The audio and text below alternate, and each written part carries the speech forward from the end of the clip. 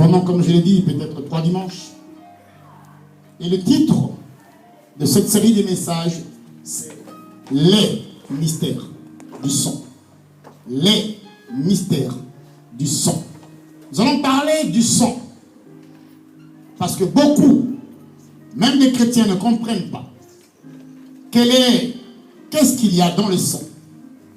Dieu a caché un secret. Dieu a caché un mystère dans le sang de l'homme.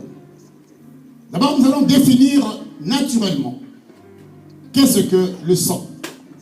Donc, scientifiquement, quand on regarde dans le dictionnaire profane, le sang, c'est le liquide rouge qui circule dans le corps, qui est indispensable à l'existence, indispensable à la vie de tout être vivant. C'est ce qu'on appelle le sang. Mais à partir de ce matin, nous allons parler non pas de ce sang-là, nous allons parler du sang spirituel. Qu'est-ce qu'il y a comme secret? Qu'est-ce que Dieu a caché comme secret dans le sang? Retournons dans le livre de Lévitique, au chapitre 17. Et nous allons encore relire attentivement ce passage. Le Seigneur donnait des instructions à son peuple au travers de Moïse. Il dit au verset 11, « Car l'âme de la chair est dans le sang. » C'est-à-dire que Dieu a caché le secret de l'âme de l'homme dans le sang. Le sang contient le secret de l'âme d'un homme. C'est pour cela qu'il dit, je vous l'ai donné sur l'autel, afin qu'il servît d'expiation pour vos âmes. Donc le sang de l'homme, c'est son âme. L'âme de quelqu'un est cachée dans son sang. Le secret de l'âme de quelqu'un est caché dans son sang. Non pas seulement de l'homme, mais de tout être vivant, de tous les animaux. C'est caché dans son sang. C'est pour cela, pour que nous soyons sauvés, parce que notre âme avait péché devant Dieu. Notre âme était perdue, notre âme était condamnée. Et pour que nous soyons sauvés, il fallait qu'il y ait le sang de quelqu'un qui puisse couler pour sauver notre âme. Nous allons parler de cela tout à l'heure, lorsque nous parlerons du mystère du sang de Jésus-Christ. Bien-aimés, il s'agit ici de quelque chose de très important. Écoutez-moi bien du début jusqu'à la fin. Si quelqu'un veut te déranger, dis-lui, je vais écouter ce que le prophète a à me dire de la part du Seigneur. Quelqu'un dit Amen. Nous voyons aujourd'hui qu'il y a beaucoup de maladies. Satan a répandu beaucoup de maladies qui touchent l'être humain, et ces maladies sont attachées au sang. Le sida, l'hypertension, la crise cardiaque, le cancer du sang, le diabète, la malaria, la fièvre même. Vous allez comprendre pourquoi même la fièvre s'est attachée au sang. Et quand tu es malade simplement de la fièvre, c'est ton sang qui est attaqué. Et que tu es en train de perdre ton sang. Même le rhume, tu es en train de perdre ton sang.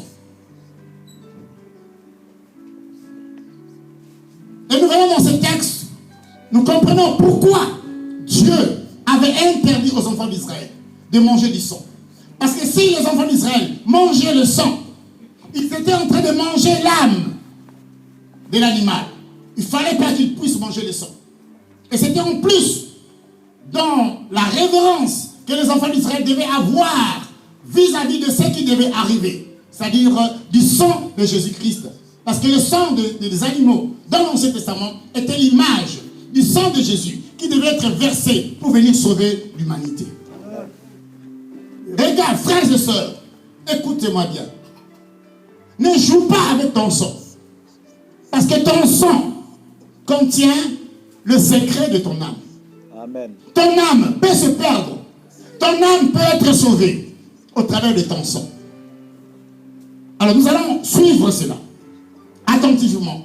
Et nous allons voir, comprendre le diable utilise beaucoup des armes, beaucoup de stratégies pour détruire l'âme de l'homme.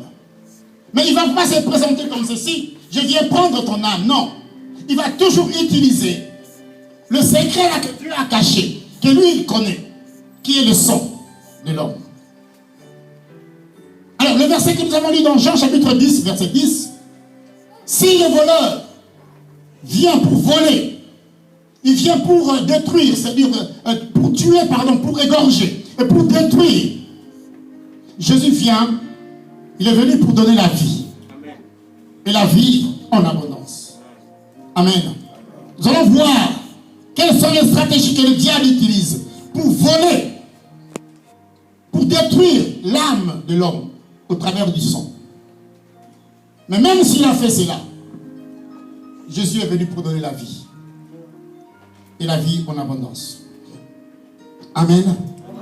Amen. Amen. Alors nous allons comprendre, vous allez noter, ceux qui notent.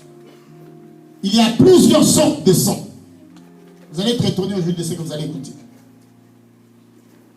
Mais pour le moment, j'en ai trouvé 6. Ça pourrait être 7. Mais j'ai mis un dans le seul que nous allons voir aujourd'hui.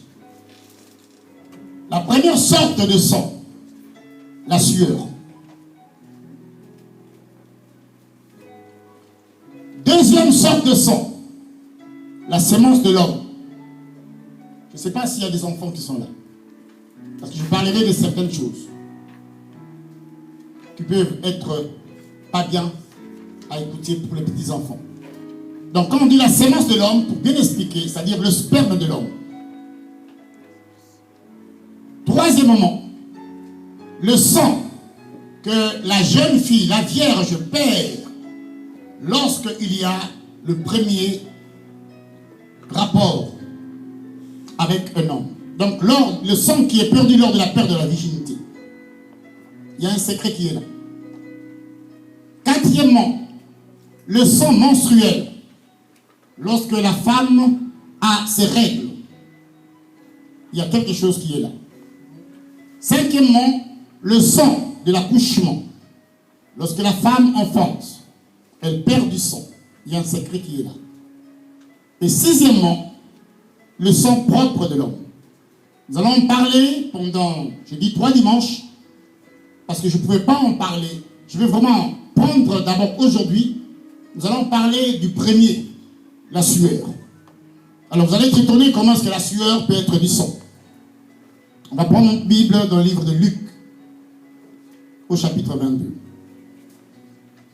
Et j'ai demandé que l'évangéliste puisse nous faire la lecture. Évangile de Luc. Donc aujourd'hui nous allons voir la première sorte de sang qui est la sueur. Luc, chapitre 22. Et nous allons lire le verset 39 jusqu'au verset 44. Je lis au nom de Jésus-Christ. Après être sorti, il alla selon sa coutume à la montagne des Oliviers. Ses disciples le suivirent. Lorsqu'il fut arrivé dans ces lieux, il leur dit: priez afin que vous ne tombiez pas en tentation. Puis il s'éloigna d'eux à la distance d'environ un jet de pierre. Et s'étant mis à genoux, il pria, disant: Père, si tu voulais éloigner de moi cette coupe, toutefois, que ma volonté ne se fasse pas, mais la tienne. Alors, un ange lui apparut du ciel pour le fortifier. Étant en agonie, il priait plus instamment, et sa sueur devint comme des grumeaux de sang qui tombaient à terre. Amen. Vous voyez là, un moment de prière, le Seigneur sait qu'il va aller à la croix et que ce ne sera pas une messe à faire, qu'il aura affronté les puissances des ténèbres, qu'il aura affronté Satan et toute son armée du monde des ténèbres et son royaume, qu'il aura affronté le péché de toute l'humanité, depuis le péché d'Adam jusqu'au péché des gens qui viendront encore, dont l'autre génération. Il savait que ce n'était pas une mince affaire. Il fallait que le Seigneur lui accorde la grâce pour supporter cela. Alors, la prière n'était pas une prière comme il faisait d'habitude. Bien aimé, il y a des problèmes qui nous arrivent dans notre vie. Quand tu vois que tu as affaire à un grand problème qui peut toucher ta vie, qui peut même te conduire à la mort, tu ne dois pas prier comme tu pries d'habitude.